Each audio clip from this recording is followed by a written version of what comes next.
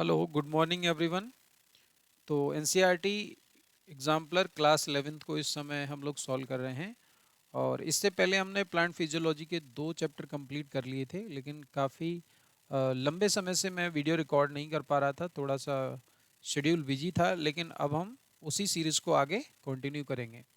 तो आइए, आप लोगों के सामने एक पहला क्वेश्चन दिया है इन्होंने, that is the which metal ion is constituent of chlorophyll. पूछ रहे हैं कि क्लोरोफिल का कौन सा आयन है जो क्लोरोफिल का फॉर्मेशन करता है। तो आप लोग बहुत अच्छे से जानते हैं कि क्लोरोफिल में फॉर्मेशन में आपका मैग्नीशियम पार्टिसिपेट करता है। नेक्स्ट क्वेश्चन देखते हैं, which pigment act as directly to convert light energy to the chemical energy. यानी ऐसा कौन सा पिगमेंट है जो लाइट एनर्जी को कन्वर्ट करता है केमिकल एनर्जी में। तो आप लोग जानते हैं that is the chlorophyll A. अब इस क्वेश्चन को आप लोगों को थोड़ा सा समझने की ज़रूरत है। बच्चे कभी कभी इस क्वेश्चन में कंफ्यूज हो जाते हैं कि सर लाइट एनर्जी को केमिकल एनर्जी में कन्वर्ट किया जा रहा है, तो ये केवल क्लोरोफिल क्यों बना रहा है, बाकी तो क्लोरोफिल बी, जेंथोफिल, कैरोटीनॉइड ये भी हैं। आपको समझने की ज़रूरत ये है कि क्लोरोफिल ए के अलावा जितने भी पिगमेंट हैं ये सभी कहलाते हैं एक्सेसरी पिगमेंट, यानी ये एक्सेसरी पिगमेंट कहलाते हैं। रीज़न क्या है, क्लोरोफिल ए को ही क्यों जो है मुख्य माना जा रहा है। तो एक्चुअली जो रिएक्शन सेंटर है आपका, रिएक्शन सेंटर जो बनाया जाता है, रिएक्शन सेंटर क्लोरोफिल ए के द्वारा ही बनाया जाता है।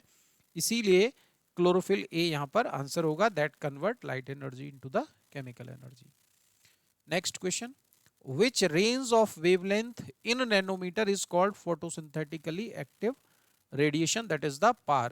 कह रहे कि इनमें से कौन सी जो वेवलेंथ है जो बिलोंग करती है फोटोसिंथेटिकली एक्टिव रेडिएशन को, तो दैट इज द 400 से 700 नैनोमीटर की जो वेवलेंथ है ये आपकी बिलोंग करती है फोटोसिंथेटिकली एक्टिव रेंज से। इस क्वेश्चन को आप बड़े अच्छे से अटेम्प्ट करेंगे क्योंकि ये छोटा क्वेश्चन है, लेकिन कुछ चीज़ें जैसे इन्होंने नैनोमीटर में पूछा है, अगर इसी को एंगस्ट्रॉम में बदल देंगे तो ये वैल्यू फिर आपकी 4000 से 7000 के बीच में चली जाएगी। तो आप बहुत अच्छे से इस क्वेश्चन को अटेम्प्ट करें। Now next question, which light range is least effective in photosynthesis. कह रहे हैं कि कौन सी लाइट रेंज है जो फोटोसिंथेसिस में सबसे कम इफेक्टिव है। तो आप लोग जानते हैं ग्रीन लाइट जो का है सबसे कम इफेक्टिव मानी जाती है, क्योंकि जो लीफ है, आप अगर इसको समझेंगे तो मान लो लीफ है और ये लीफ भी ग्रीन कलर की होती है। अगर ये इससे ग्रीन कलर ही इस पर पड़ेगा तो ज़्यादातर मैक्सिमम लाइट क्या हो जाएगी, रिफ्लेक्ट हो जाएगी। तो इसीलिए ग्रीन कलर में फोटोसिंथेसिस मिनिमम होती है। Now next question, chemosynthetic bacteria obtain energy. तो पूछ रहे हैं कि जो कीमोसिंथेटिक बैक्टीरिया होते हैं वो एनर्जी कहाँ से गेन करते हैं। तो आप लोग जानते हैं कि they get energy from the inorganic chemicals, यानी इनऑर्गेनिक केमिकल को डिकम्पोज करते हैं, ऑक्सीडाइज करते हैं और अपनी एनर्जी ऑब्टेन करते हैं। नाउ नेक्स्ट क्वेश्चन लिख रहे हैं, energy required for ATP synthesis in photosystem second comes from. यानी एटीपी सिंथेसिस के लिए जो एनर्जी है वो कहाँ से आती है। Energy required for ATP synthesis photosystem second में, तो आप लोग जानते हैं कि इसके लिए proton gradient is responsible for the ATP synthesis.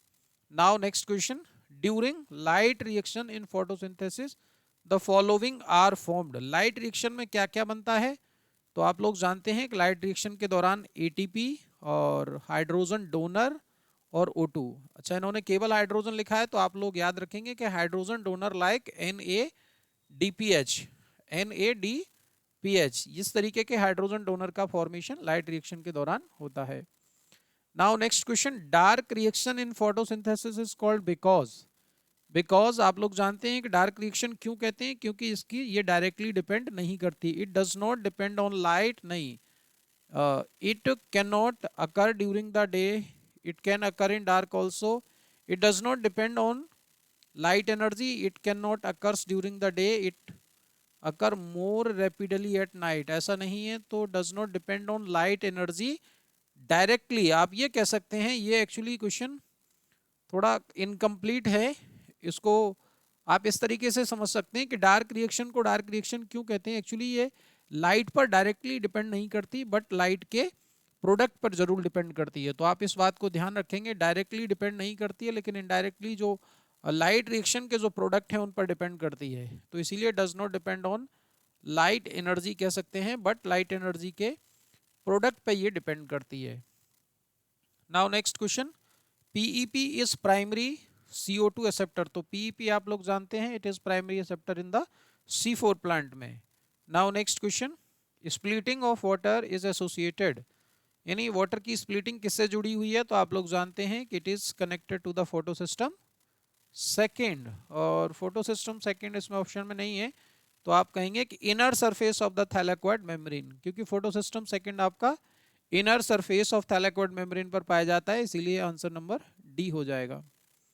Now next question, the correct sequence of flow of electron in the light reaction, correct sequence क्या है, तो करेक्ट सीक्वेंस हो जाएगा आपका photo system second, plastoquinone, cytochrome, photo system 1 and ferredoxin, यानी answer number A हो जाएगा।